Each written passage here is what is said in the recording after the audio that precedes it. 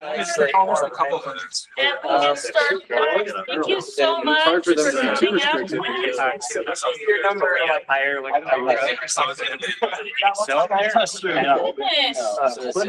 we have a full house, even though half the room's empty.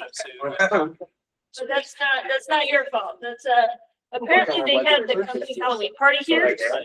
So that's why we're not in that room, because they had it all set up for like kids to come trick or treating and whatnot. So thank you everybody for coming to the ML Ops meetup. We're so glad you could make it out here today.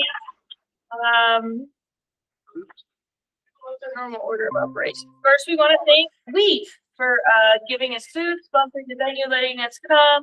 Thank you, Weave. A round of applause.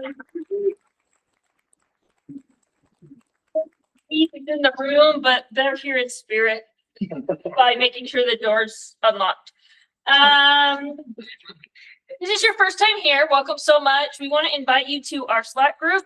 We are part of a bigger conglomerate of meetups that's under the Forge Utah umbrella, and we have a Slack. The easiest way to join that Slack is just to go to our website, forgeutah.tech. Click the button, join the Slack, and we have lots of conversations offline. There's an All Things AI channel. There's a machine learning channel. The difference is All Things AI tends to be people using AI, and then machine learning tends to be like the data science, the hosting, and the training, all that, fun stuff, the hard stuff nobody wants to do. I don't want to do it. Next month. The other thing, there is a jobs channel in Forge Slack. So if anybody's hiring or looking for jobs, you're more than welcome to check out the jobs channel. We also have a jobs wanted channel where you can post your resume, let people know that you're open to work. We are planning on having a meetup next month. It will be the week of Thanksgiving, the Tuesday before Thanksgiving. We just need to confirm the speaker, but we'll have that done by the end of the week. And there will not be a meetup in December. Do not want to have it the week of Christmas, so no meetup in December. And then we'll start the new year off fresh. If you're interested in speaking at this meetup, you can reach out to me or Chris Berceau, and we are looking to schedule January through June of 2026. So anything that is ML infrastructure ops use case related, we'd love to have that. That's the most data science kind of falls in the realm of this meetup. If there's anything that's normal, that's a normal announcement, right? We're all good. Cool. We have Matthew Duff. He's going to speak to us today. We're going to go ahead and welcome him up here and let him introduce himself.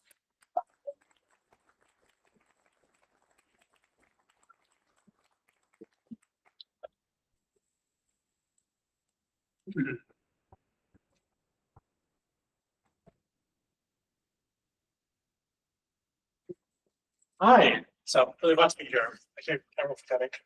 And so my name is Matthew Daw. I work for a company called Glow Data. At the company, we specialize in scraping real estate data. So we do like Homes.com, Zillow, Yardi, whatever. Scrape basically everything up, every single listing they have every single day. We'll put that into a Google data pipeline. Make sure that all the records match up. Like if I have one listed for one site, another listed for another one, you can find it, correction a little bit, and then we package it, sell it to our customers, and then stuff. So yeah, so I guess you can say my specialty right now is specifically data scraping pipelines and just engineer. So with that said, what we'll be doing today is I'll be revisiting a project from one of my previous companies where I worked on a YouTube scraper. Go to YouTube page.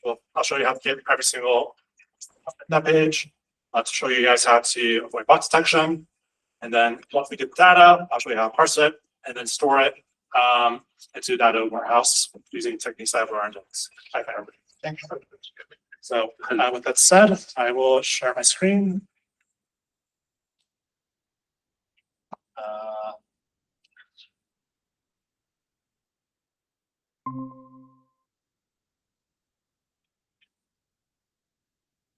Right, so This guy. all right, so like I said, will be. So the first thing I want to try, whenever you're doing any type scraper project, is to see if you can do a simple HTTP post. Use Press, HTTPX, whatever, and see if you can get that from there. So the page we'll be starting with will be this video, I believe. Doesn't really matter. We're just trying to find. Okay, and so to get that video, what we have to do is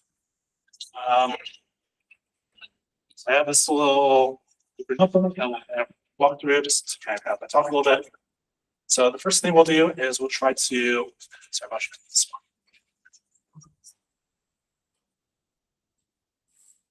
Yeah, so generic video. All right, so we got this URL link. We're going to try going to request.get and see if we can get a response. And if we hit send, in this case, we actually do get a response. Oh, sorry, we have first answer. So first, never run that. We actually do get a response just for HTML, which is super convenient, super nice. Yeah, often you can't do this. We'll talk about how to use browsers in a minute, but if you can do this, it's pretty much always the best option. Okay, sweet. So yes, we got a C2 video, and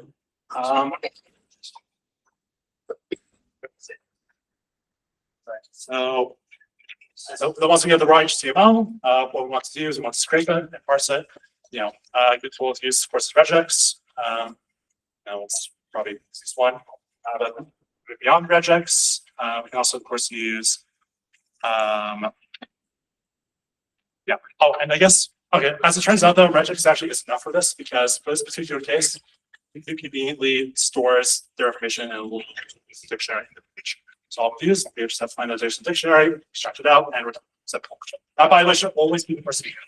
Generally, web pages they have you don't have to look at the actual elements. You just find raw dictionary, extract that, and use that. Always simple, way easy. Always first station before, and conveniently we do have that response. Did you zoom in on the? Oh yeah, sure. I think you're asking. That's pretty small. I don't think we just try.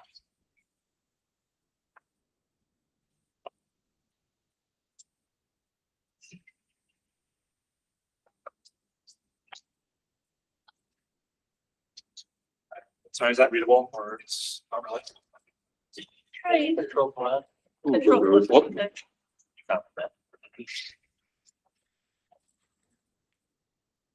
control. We have a question. Oh, there we go. Control shift plus. There we go. Okay, there he is. Sorry, my arm's a little laggy.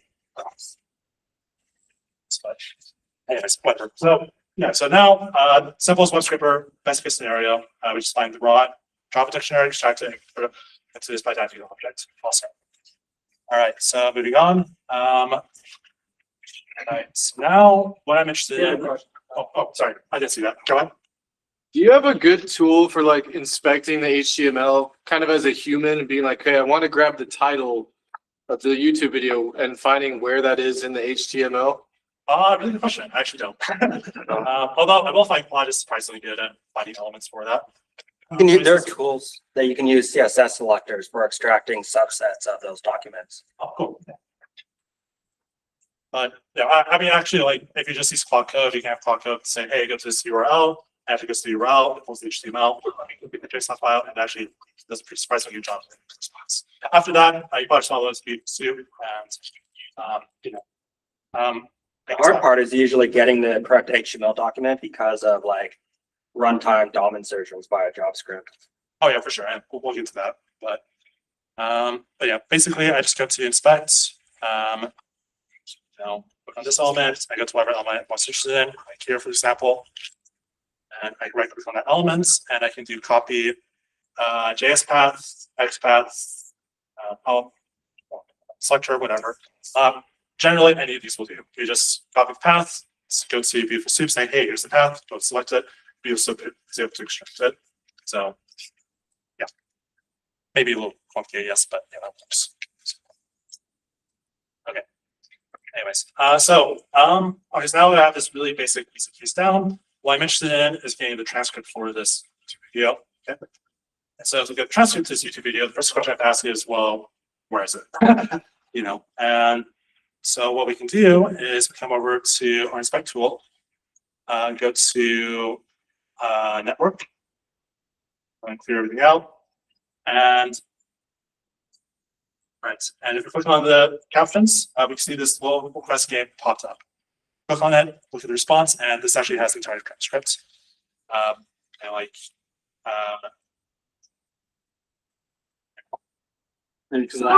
that's short just because. So if I, press add, and now I'm the actual video. So close that. All right, try transcript one more time. And okay, now we have entire transcripts. I conveniently actually found this works even for really long videos, like 2 hours long. They just send all long. Super convenient. So basically, what we're interested in is we're interested in trying to find a way to trigger this point. And by the way, this is another really good tip with web scraping is you don't always have to interact with the user.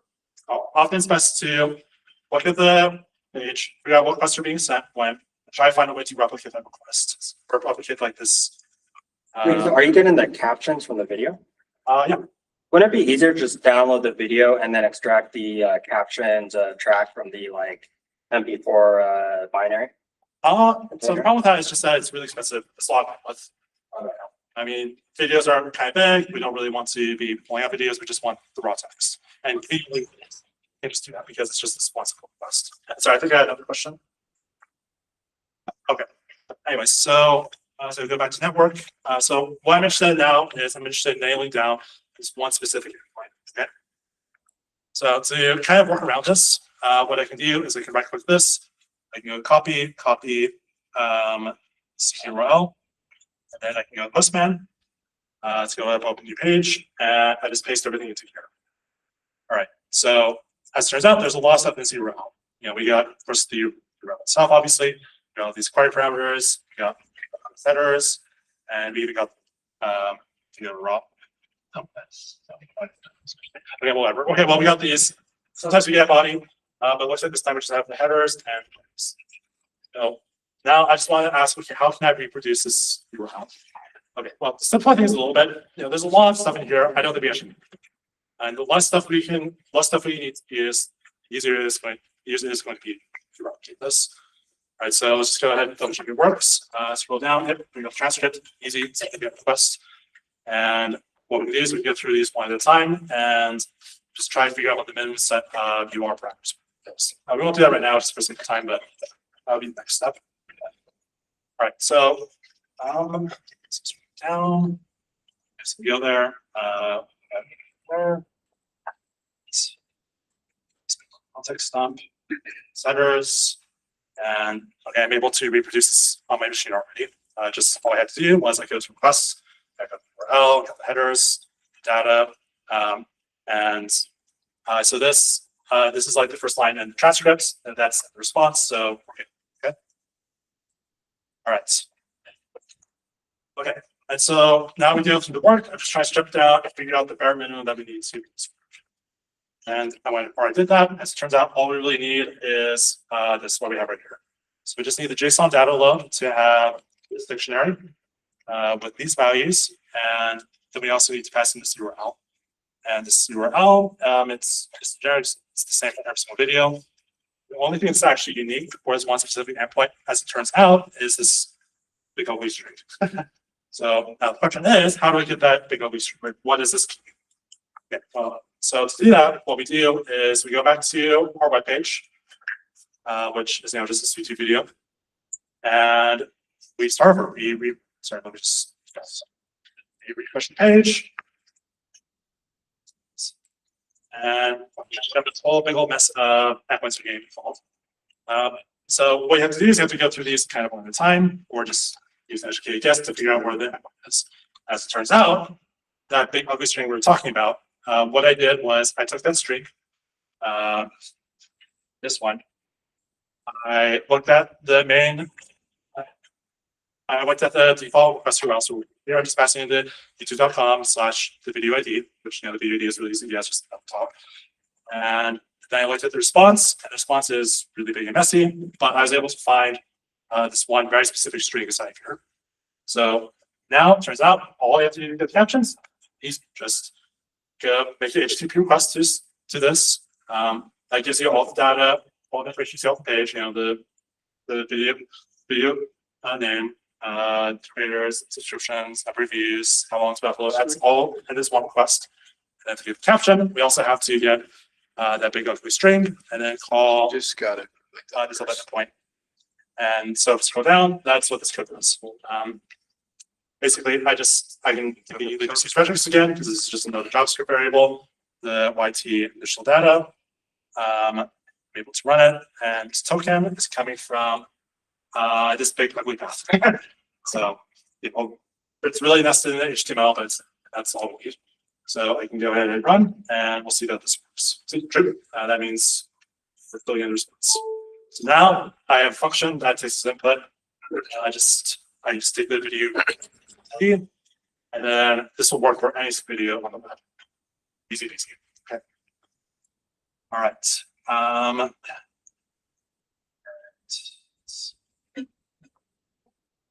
Oh yeah. Okay. So actually, one thing I did notice, I remember is the response does include another token. So I guess it's possible for tokens to aggregate. And so what I did here was I just the response we got here, extract the token, pass the token, and we're able to patch it. So I guess like we'll do long videos. I never details. And okay, so yeah, so that's the really basic level one script there. Okay. All right, so moving on. All right. All right, so now what we're going to do at this point is we're going to redo everything we did. This time we're going to use a web browser because sometimes you might find that when you get to a web page, some elements will not load unless you execute JavaScript. Like you can't just send an HTTP request and expect it. You actually have to load the page, open the context, maybe even click around a little bit. I'll show you how to do that. Okay. Yeah, if you use pain too to know when the DOM is properly set. Yeah. But fortunately, we have this third-party tool, Camofox, actually makes it surprisingly easy. And so more traditionally, I think most people use like Playwright or Selenium. Camofox though is built specifically for helping with web scraping. In the background, it has a lot of tools just for bot detection. You know, it's like rotates the headers. Also, it has a command where you can move the mouse. I'm going to move the mouse like all wiggly, slow, and it's able to help avoid the and just a whole bunch of other stuff. Something like ago, but you did. All right. So the first thing we want to do when configuring Camofox is just figure out what permissions we want to have. Because the thing is that before we're just using HTTP requests, really minimal data. Now we're actually going to the web browser. It can be a lot, really slow down. And then, by the way, just kind of one general philosophy for web scraping is you want to pull as little data as possible. The smaller footprint you have, less likely you're not to be detected, and cheaper everything will be, faster it will run. It'll just be a lot better. So what we're going to do is we're going to disable all of this other stuff coming in to slow everything down. Okay? So specifically, okay, so we will enable JavaScript. It's because I found for YouTube you have to do that, but it's best not to do that. Honestly, have to. And beyond that, we'll also block images, we'll block CSS, just CSS, we'll block fonts, JavaScript, there's all this stuff. Okay. All right, so let's go ahead and hit the debugger, see what this does. Right, so so what it does is now we open this web browser, but we haven't actually gone anywhere, so I have to go down. I create context, I go to the web page we're interested in, and okay, yeah. Oh, sorry.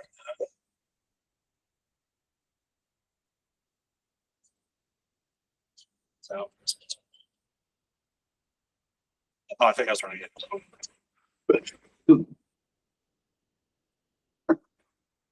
This is on this web page. Let's go to this URL again. Oh no, that's just a request. Okay, sorry. Okay, so sorry. Now we're going to go to this URL. And okay, we loaded video. And okay, we're in. By the way, you'll notice that now the images are loading. Small restrict. So now what we can do is we can just have Selenium click this little caption button, and I think I'll restart it. And once I hit that caption button, what we're going to do is we have this listener set up that will listen to or whenever this endpoint is clicked. because the endpoint that was triggering captions was stored at this part. That was the side of the URL. So sorry, starts that. Page. These. I've been wondering what's like to use Selenium. I just use like, what is it called? Like Google DevTools protocol directly. This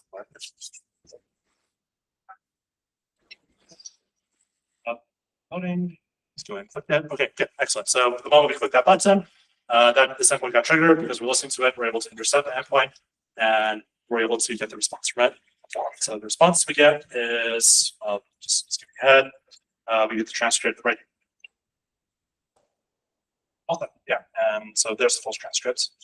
Okay, cool. So that's how we do it in Selenium, or sorry, in CamelFox. All right, so. All right, We'd only want to do that if you couldn't. correct, yeah. All right, and so, all right, so there's a couple subtle things I'm also doing here. I'm going to go over.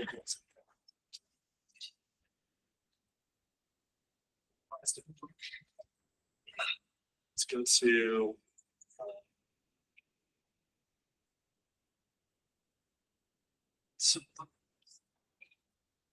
So everything I did there, that's just kind of scrappy code. All right, now what we're going to do is we're going to switch to the other page, and this will show. This goes give me the opportunity to show a little more tools that CamelFox offers. So we come over here. This time we want to scrape Mr. Beast's home page. So just get to that really quick. Looking up. Right. And specifically, we'll be targeting this videos endpoint. And what I want to do is I want to get all these videos. I want to go to paginate and do everything. Okay. All right. And also while we're at it, I'm going to be introducing some techniques for avoiding bot detection. I actually probably don't really need that for YouTube. YouTube is surprisingly easy to scrape, but yeah, nothing is easy to go over it. All right. So, all right. Awesome. So we loaded here. Right. So.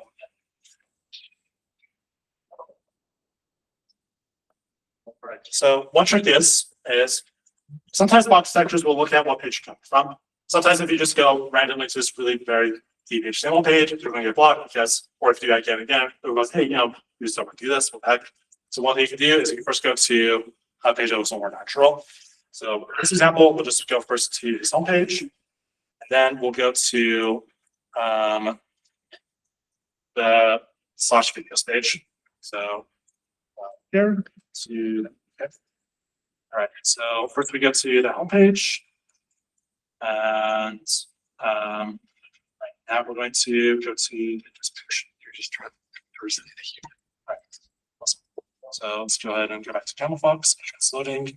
Yep, okay, this looks right. So these are all studios. Okay. But there's a couple going to here. So one going to the page. So the first thing you want to configure probably is adding a IP routing system. Doing actual IP routing is really hard because you have to do a whole bunch of networking, and frankly, I think that's just buy it. So what I did was I enrolled in a service called Vomi. Vomi is really cheap. They charge by the gigabyte of how much data you transcript, which by the way is another really big reason why I want to minimize the page load as small as possible. Smaller page load and smaller cost. Sorry, we have a question? So if you're just doing a raw HTTP request, can you minimize how much HTML you get in some way, or you're just always going to get all of it? Well, I mean, that depends on the endpoint. Yeah, I mean, just imagine like writing endpoint, maybe you pass a certain parameter, maybe as much. It just depends on the engineering of your system and what endpoint parameters it needs. Yeah, but no, there's like no magic special third-party thing. You just have to do whatever. Yeah, just have to work with API connection. Good question.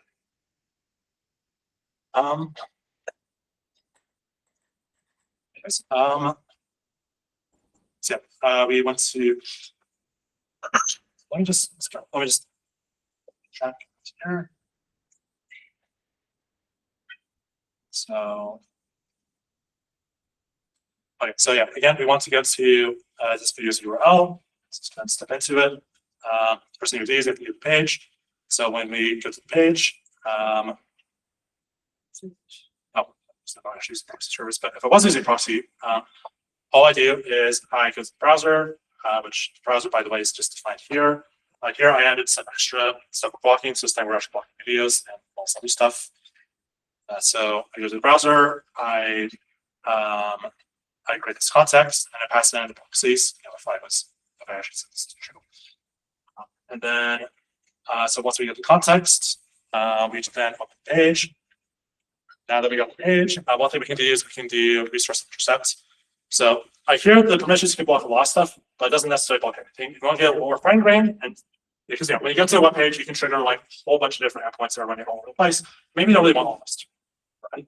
So what you can do is you can actually specify what specific endpoints you want to know.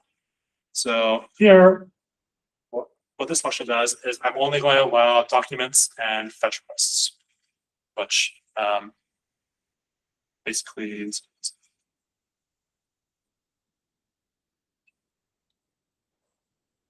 so I can just look at type. I'm only looking for documents and fetch requests type. If I need more, I can need more, or we want to look at specific URLs, maybe that's you, whatever. You can choose whatever you want. In this particular case, we actually are going to use it because I found that YouTube is able to detect it somehow. And so we can actually do it for YouTube, but you can't run it, just straight so you use resource intercept if you want to. So navigation timeout default. Okay, another thing you can do is you can also change your headers. So whenever you send an API request, like in the actual internet, you're sending a whole bunch of stuff. You're sending like, what computer you're on, your operating system, possibly some cookies. There's lots of optional headers that probably don't really matter, but there just are, the browsers are generating that. And it's important that you don't use the same header every single time. The block detection algorithm is going to pick up on that and block you. So what this function does is every time I open the page, I randomly generate this header. And by the way, you can do this too with HTTP requests. It doesn't just have to be Selenium. When HTTP, you can randomly the header and hopefully avoid getting detected. By the way, this specific tool I'm using, it's extra nice because what they did was they actually did a survey of what headers are being sent on the internet on average, and they randomly pulled the sample. And the random sample is important because you don't want just all your headers to be coming from like Windows XP or browser no one uses. Because if you're too far in distribution, you're going to get bugged. So you want to spread it out, make sure it's more full.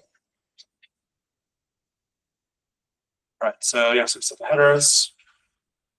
Okay, and now our page is ready to go. So we load the page, and now we're ready to actually go to the real URL. So we go to the real URL. Okay. Oh yeah, so this is another thing you can configure is you can configure the refer. That's just in this case we're pretending we're coming from Google.com.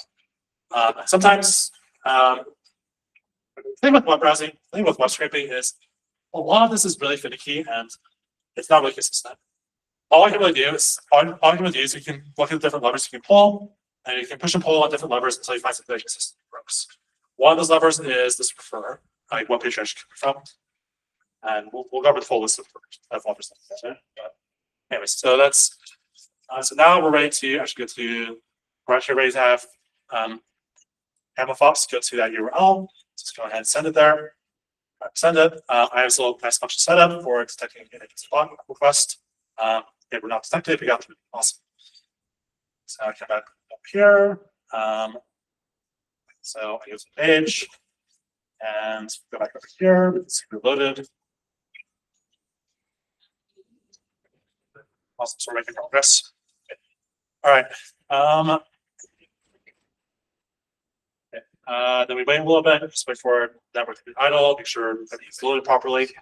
Once everything's loaded properly, we're able to extract it. So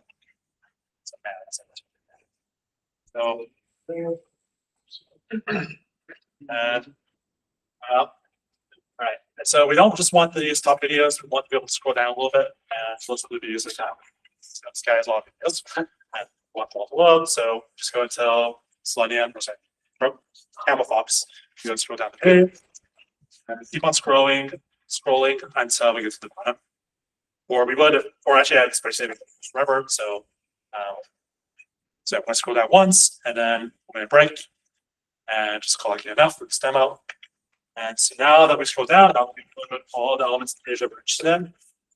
We're able to, like, oh, sorry, I skipped ahead a little bit. So as we're scrolling, we're actually calling this function. What this function does is pulls the points from, so, sorry. Let's restart this here.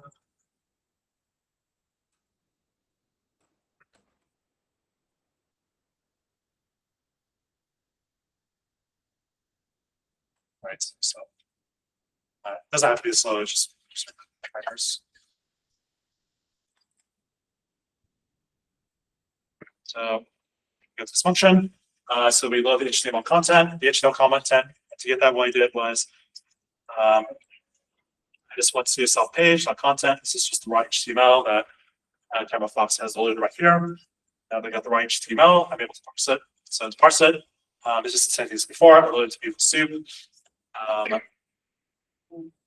So as you're scrolling past those videos, you detect what the link to those videos is and then scrape that content. Yeah, well, actually, first I scroll through the entire page and get all the links. And once I have the links, the next step is Okay.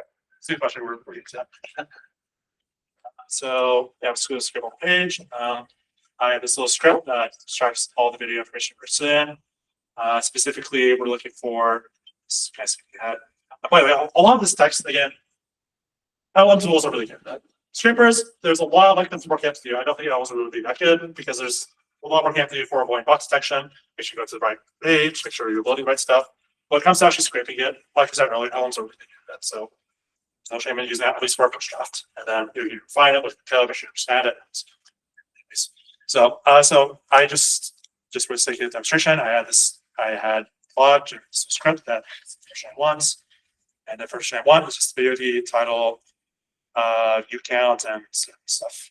Good. All right, so going back to this. So yeah, there it is. This gets all the video at once. And elements. Yeah, I'm looking pretty good. This, yeah, I say 1,000 pieces, but that's this version. Perfect. Okay. All right, so now that I got that one specific video, I say that to this nice little dictionary. I do that because we're scraping the same videos multiple times. It's trying to duplicates. All right, so then we get to the end of it, and at the end of it, we got this big old list of values from. Okay. All right, and so now we get to the point where we're going to be deploying all these different videos. Okay, so we have a whole bunch of different URLs. We have 30 or possibly hundreds. And so one little trick you can do actually is rather than sending all the requests from the browser, actually, okay, well, so first of all, you have to remember with this browser, we have to click over the DOM. We can run whatever JavaScript functions we want, and we can interact with it like we're going to put in locally. So one thing we can actually do is because we can run JavaScript functions, we can pass in the URL to the string for that data. So here I got all the URLs written in. So coming to here, basically I have this big fat JavaScript function, and all it's been doing at the end of the day is just going through all these different URLs, and in parallel, like all at the same time, we're going to be triggering all these requests. We're going to send the request, and then we're going to pull it back down. So yeah, so I just this requests. So are you're passing this JavaScript code into the CamelPhobe browser so that it looks like a valid browser request? Is that why you're doing it? That's I do it, yeah. Yeah, because it's better if it's coming from their code base instead of mine. That makes it the same because it's a little easier to speak that way. Plus, JavaScript has because the thing is, you're sending like a whole bunch of URL requests at the exact same time, and it looks kind of suspicious if your browser is saying all your requests at the same time. So instead, it's better just to have like the actual page send all those requests for you, because that's kind of normal. Because whenever you go to anything on my website, you'll trigger tons of requests. Anyway, good question. Anyways, and so yeah, so that was actually really quick. If I wasn't to use the bugger, I think it takes like maybe 3 or 4 seconds just for those 20 pages, which is awesome. And now we got all the raw data rich in it. Okay. And yeah. Okay, so now at this point, if I was doing proper, what I do is I probably upload this data into an S3 bucket or Google Cloud Storage bucket. And then the pipeline is going to come from that. It's going to download it, process it, and transform it. Yeah, so that's kind of the script for half of this presentation. Just again, like the most important takeaways though is whenever you're doing web scraping, just have to remember what levers you can control to avoid detection. And just to kind of review, I have this list typed out here. So if we can rotate the IP address, we should probably do that. That's an easy one. So you try different IP address providers, you know, like for example, if you're using Abomi, again, it's possible you can exhaust a lot of IP addresses. I've done that. And you might have to switch to a different provider. You know, there's lots of different services you can go to. We talked about random header generation. You can look at the body, look at the furs. You know, I mean, as I saw earlier, a lot of these requests can have lots of different headers. And you have to be kind of smart what headers you choose. Because maybe you want to change up randomly. Maybe you want to look at, why I set this request over and over again. This one particular header changes kind of a lot. So maybe I should make sure my code also changes that. You know, there's a lot of detail that goes into it, but at the end of the day, you just have to use the levers you can look at the body, you can prefer. So you can make sure you're coming from a specific page, like instead of just randomly from to a page or whatever. Randomize user agents. That's like changing what computer you're coming from, like maybe from Mac, Windows, whatever. See, of course, you have to look at the auth keys. Sometimes there's like little, like tokens that get generated. You have to make sure you capture those or recreate those somehow. And then the last one is cookies. I've actually never had to rotate cookies, but it's possible that you have more shot that. So it's just not multiple, I guess, to play around with. And so yeah, so for now, you have that is proper. Let's go to S3 bucket. Now we're just going to pickle it, and then we have the rest of the pipeline. Cool. Okay, perfect. So okay, any questions before I move on to that pipeline side of this? A comment. You're really getting stuck with IP addresses. Use IPv6. Nobody tries to block them because the address space is there. Oh, IPv6. Yeah. Nice. Yeah, I've never heard that. That's awesome. I'll have to remember that. Google doesn't block them. Let's put it that way. Awesome. Okay. Sweet. Okay. Awesome. Well, I think we're ready for the data pipeline side of this. All right. So, let's go and stop this. All right. So the tool I like to use for my data pipelines is something called Dagster. So at the high level, what I set up is here I can trigger this. Let's boot up.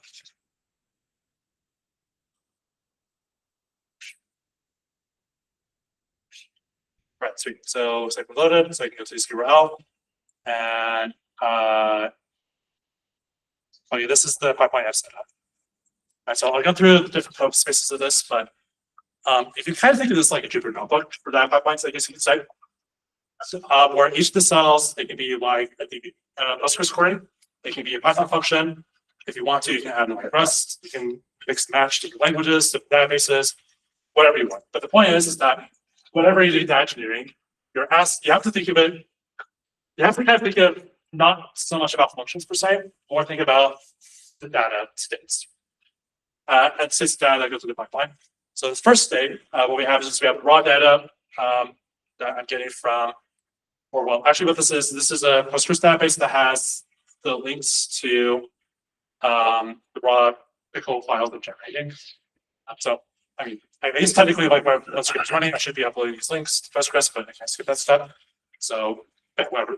So this Postgres table has all the different links. What this Python function does is it leaves all those different links in the Postgres queue. And by the way, you can use like SKS, you can use different subscription services, pub subsystems, whatever. The point is you have some kind of queue job that you need transformed. And then you need some code to read from that queue and start the jobs. So all this does is this just reads from the queue and it does some basic transformations. Okay.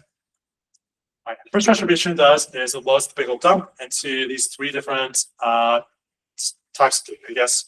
So first we have the YouTube homepage. It's just this guy, right? Here we got like the subscribers, the description, whatever. That will go to this first bucket or this first asset. Oh, but each of these boxes are called data assets. Okay, then we got this asset. This loads the video content. Actually, no, this one loads the video pages. That's this page. I read it backwards. And then this loads the individual videos. So remember, we did that JavaScript insert that went to like the specific page, and it has this raw HTML. So I split it up into these 3 different buckets, if you will. And then after that, we can pass out the data to what this does is this inserts the data into Postgres, kind of a raw state. And then we can have these other Postgres queries that do some transformations on that data.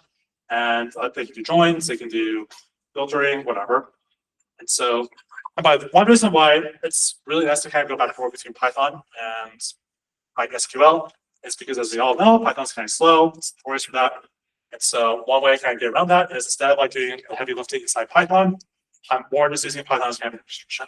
Python, it loads the job, make sure it passes the job off right to the right tasker. The actual tasker is just going to be used Postgres query. And yeah, of course, if it's heavy load, I don't use Postgres, I use like Spark or whatever.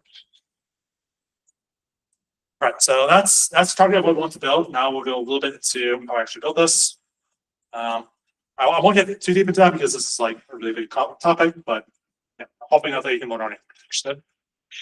Yes. So what we do is we have kind of, sorry, one second.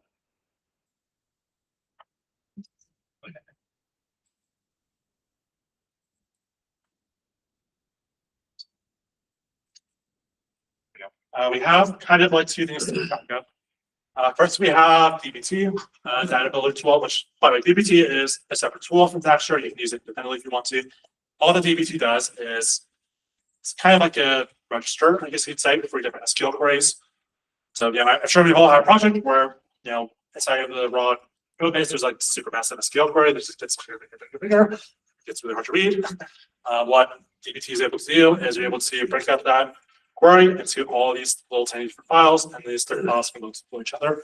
So, you know, if you have like one query that has like 12 different common table elements, well, you can just have one different common table elements. And then you can have one query that loads all the different common table elements, then selects from them, binds them, and just kind of helps you parameterize and keep everything a little bit small. Okay. All right. Then the other thing we have to work with are, of course, the Python assets. Python assets, we load that here. So to create an asset, first we have this dbt asset. Well, actually, I guess technically all assets for Python and dbt. So to create the dbt assets, we're just using this code that it's just kind of boilerplate code that goes to the database and figures out what tables are in there, and loads all those different tables as Daxter assets. So that's the first asset class. And then we have these other ones. We have this asset, which what it does is it parses. Oh yeah, this takes.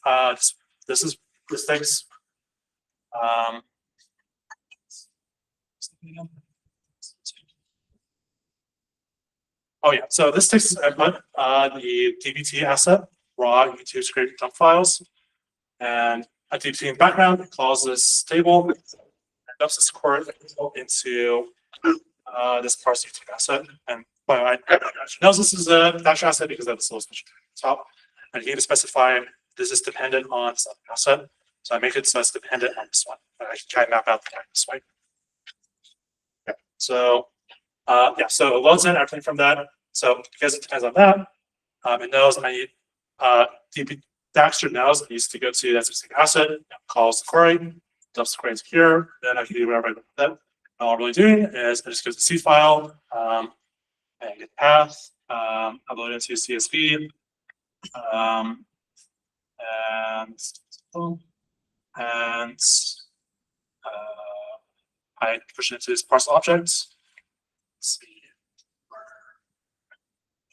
Yeah, so here I have like the YouTube homepage, YouTube videos, and oh, I guess maybe But whatever. The point is, I just do a transformation where I just look at it and I add it into this nice little structured dictionary.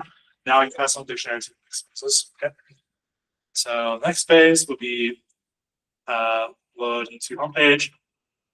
So what this does is this takes the parse YouTube data, homepage data. So basically, just getting this dictionary from.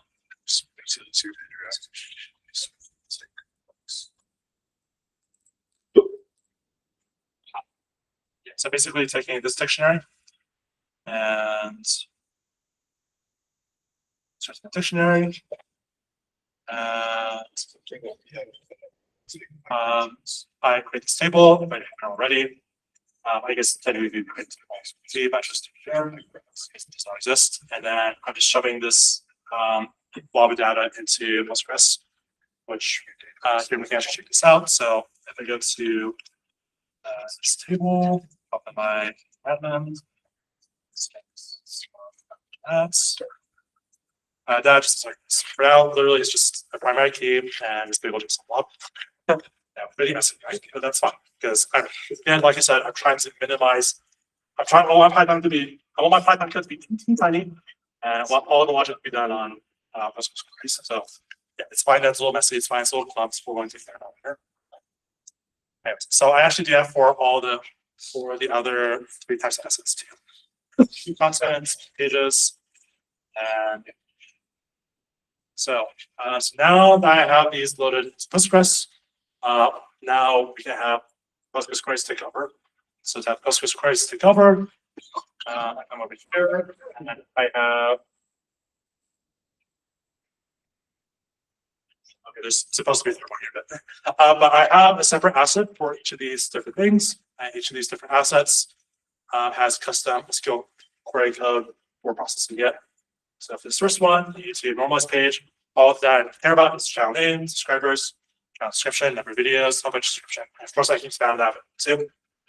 But basically, yeah, I just I select YouTube homepage, which is created. I parse the JSON and I load it into, and I just select it. And the DBT uses it to create a table. So I'll just go and query this right now, just to see what it looks like. Oh, that's this one. I need to query the name of the file because that's the section created. Versus the HTML figures out the structure. Okay, there we go. So now we got these nice parsed tables. And yeah, so then I do that for the other 3 things. Oh yeah, that's just also doing it for the video page, or for the individual videos, video ID, title, duration, channel ID, just a good handful of pop-ups for that. And so yeah, that's how I could. And so to make sure to make everything actually run, I just go back to the stasher thing. I could just click that button, or for one hand it does this too. Now I'll just click that button to realize all. And what this will do is it'll systematically go from left to right and materialize this asset where here I'm making sure that the table actually exists. I make sure it's loaded or whatever. Once that's done, that will trigger this job. This job will, this is the Python function, it looks at the function, pull the data from here, do the simple transformation we talked about earlier. Once that's done, it's going to move on to these other stages. Once those are done, it'll trigger the DBT and we have this time pipeline.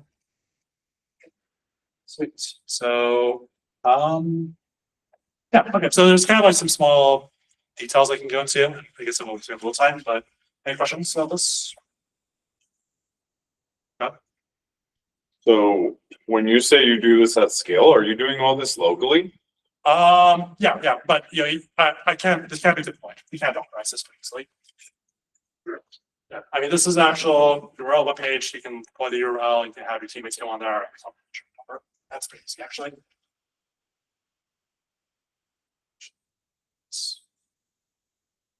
Okay.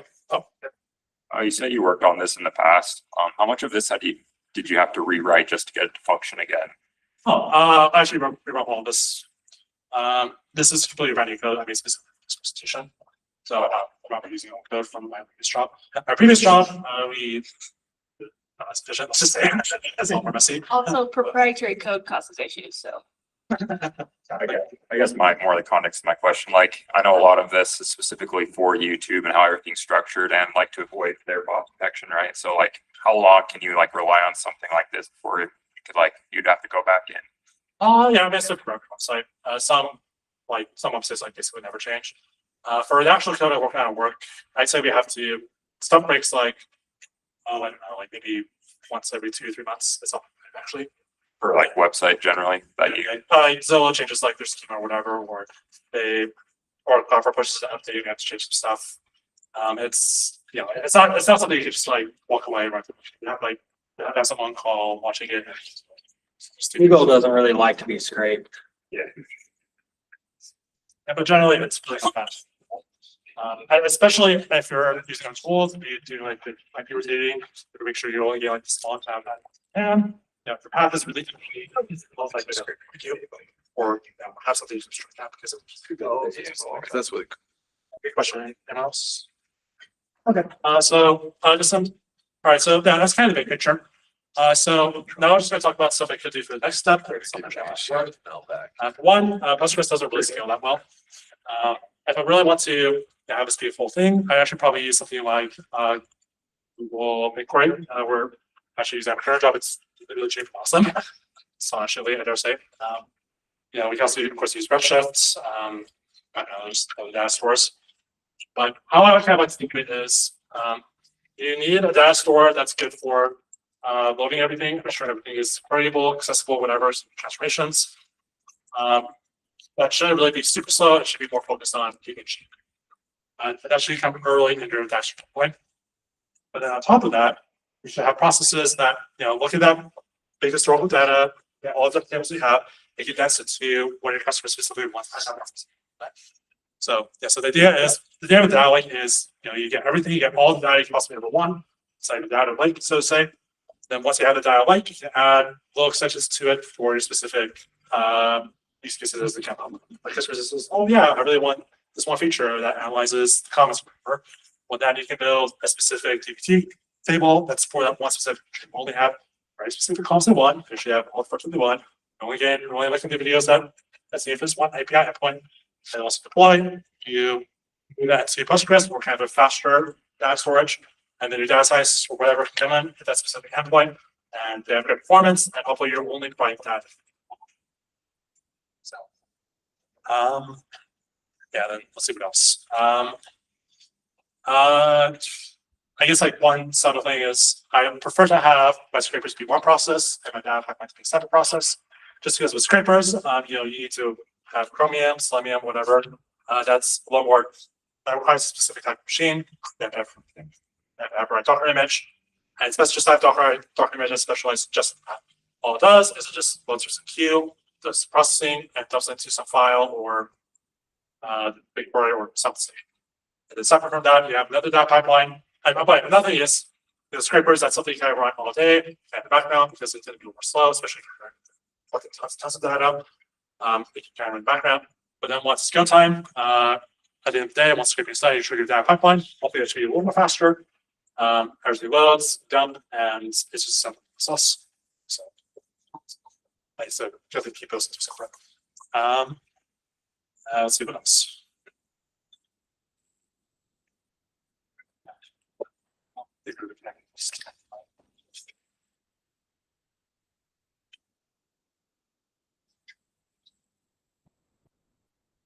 I think that's good.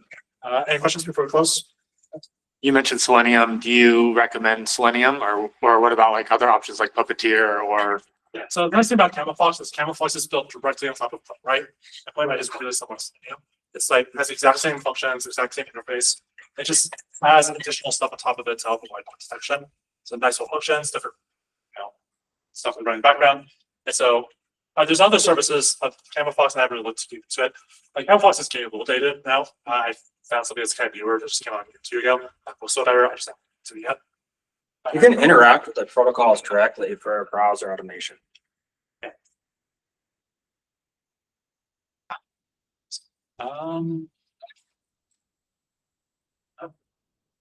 I guess just as a side note, it's, you know, actually, no, I think, so